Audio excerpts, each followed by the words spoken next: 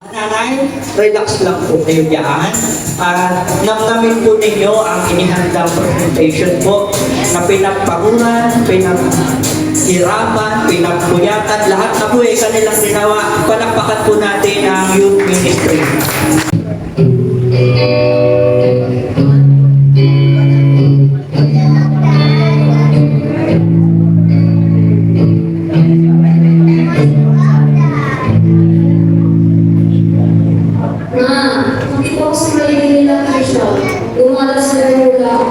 Hindi man lang nila ako sinabihan tapos nakita ko sa my day nila, sinasabi ko magkakasama. Halika na dito na. Alam, kailangan mo sila. Bakit mo naman nakalimutan ng nila sa sunod kawisiyan nila? Huwag mo na masyadong isipin yan, okay? Nandito lang si Mama.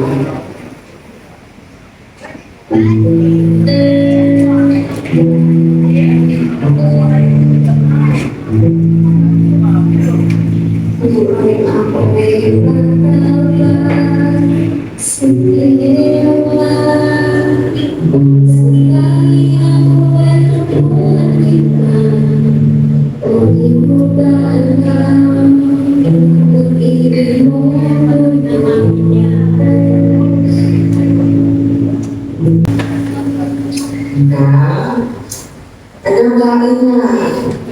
Halika na dito. Mamaya ako na. May ginagawa ng saglit. Gusto rin na naman kami. Kasi na nga nakakalawa. Gusto mo ba na rin mo rin ano? Parang kayo na yun, ang kailangan na nila.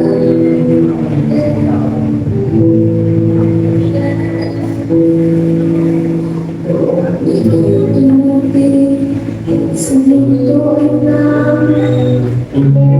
ibang lahat sa aking buhay, sa puso ikaw ang siyang nagsimulan. Sa bawat pinagdaan, parang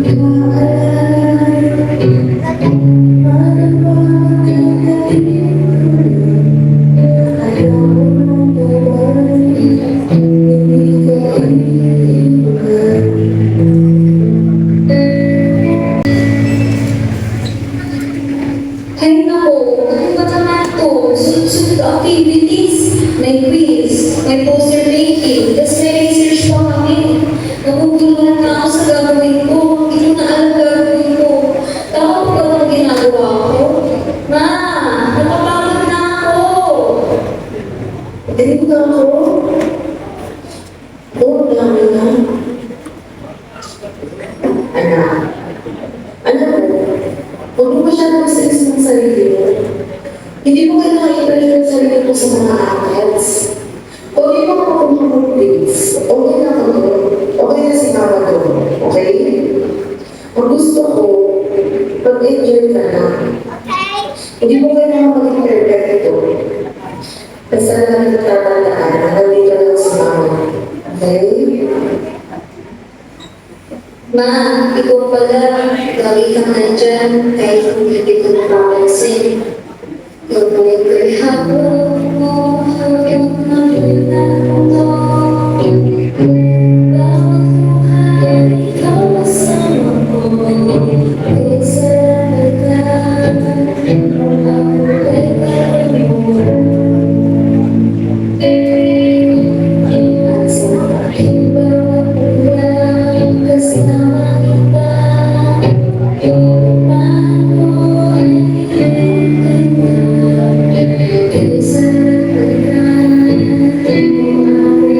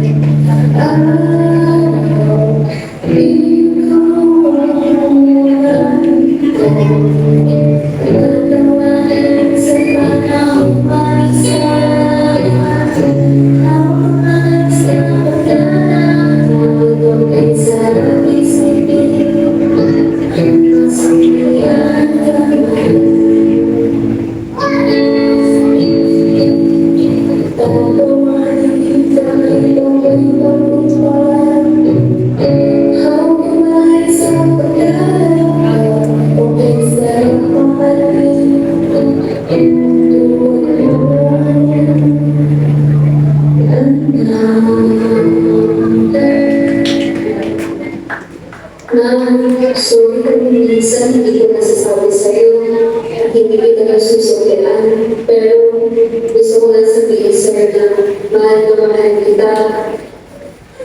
Ano? Kailan naman hindi ko hinahal ko so kaya na lahat ng sakripisyo ko sa'yo. Sobrang nasakalin ko sa'yo na gusto natin kong tatandaan na mahal na mahal ka na naman.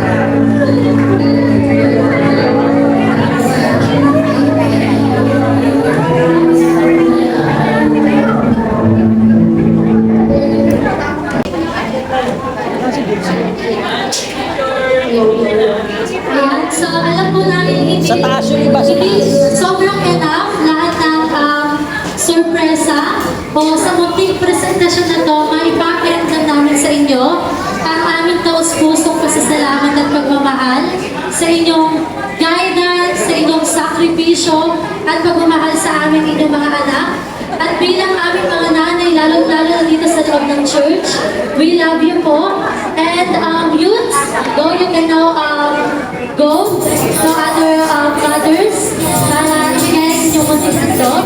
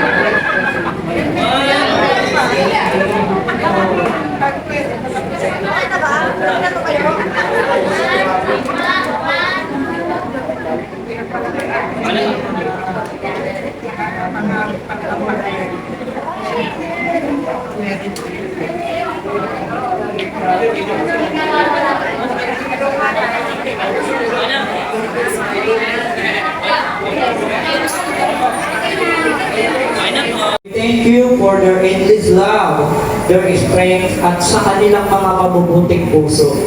Salamat po sa lahat ng kanilang sakripisyo at pagmamahal na walang kapantay. Let it be, Lord. Bless them with your divine grace, peace, and joy. Pagpalain nawa sila ng iyong biyaya, kapayapaan, at kaligayahan. May they feel cherished, appreciated, and deeply loved today and always. Lord God, para sa mga nanay na hindi rin po namin kasama ngayon, maaaring sila po ay nasa kanilang mga tahanan, sa iba't ibang kadahilanan. Sila man po ay nagtatrabaho sa panahon ito para sa pamilya. Ang ilan, Lord, sa kanila bilang nanay ay OFW. Lord, bigyan mo po sila ng iyong aliw at iparamdam na sila ay nasa aming mga puso. For those who carry heavy burdens, grant them rest and renew strength. Fill our mothers with your unending love, O God. Lord, and may they always feel your presence surrounding them. Puspusin nawa ang aming mga ina ng iyong walang hanggang pag-ibig, O Diyos. At nawa'y maramdaman nila ang iyong presensya ay laging nasa kanilang paligid.